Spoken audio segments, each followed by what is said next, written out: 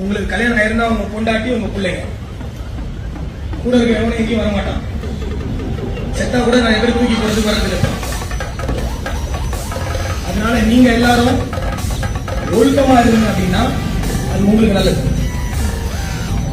இல்ல அப்படின்னா நீங்க சீரியஸான விளைவுகள், சட்ட ரீதியான விளைவுகளை சந்திக்க வேண்டி வரும். சட்டம் இப்ப முதல்ல மாதிரி இல்ல. முக்கிய குற்ற சட்டங்கள் எல்லாத்தையும் மாத்திட்டாங்க. ரொம்ப ஸ்ட்ரிக்டா இருக்கு. பொருளாதார ரீதியா கூட எல்லாரையும் உடக்க முடியும். காசு இல்லைன்னா நீங்க கஷ்டப்படுறது மட்டும் இல்லாம உங்க குடும்பங்களும் கஷ்டப்படுவாங்க. ரெண்டாவது, சமூகத்துல அமைதி நிலவரம். அமைதி நிலவரம் இந்த குடிச்சிட்டு போய் பக்கத்து தெருவில் சண்டை போடுறது, இல்ல அவன் தெருவில் பைக் ஓட்டிட்டு போய் இடிக்கிறது, அங்க அடிச்சுக்கிறது, வெட்டிக்கிறது, இந்த ஜல்லிக்கட்டுல பிரச்சனை பண்றது, கோயில் திருவிழா பிரச்சனை பண்றது, ஆடல் பாடல பிரச்சனை பண்றது, இல்ல சாயங்காலம் ஒன்னா உட்காந்து குடிக்கிற இடத்துல பிரச்சனை, இந்த மாதிரிலாம் பண்ணிட்டு இருந்தீங்க அப்படின்னா நீங்க யாரும் நிம்மதியா இருக்க முடியும். உங்க குடும்பத்தில் இருக்கும் நிம்மதியா இருக்க முடியும். பார்த்துக்கோங்க.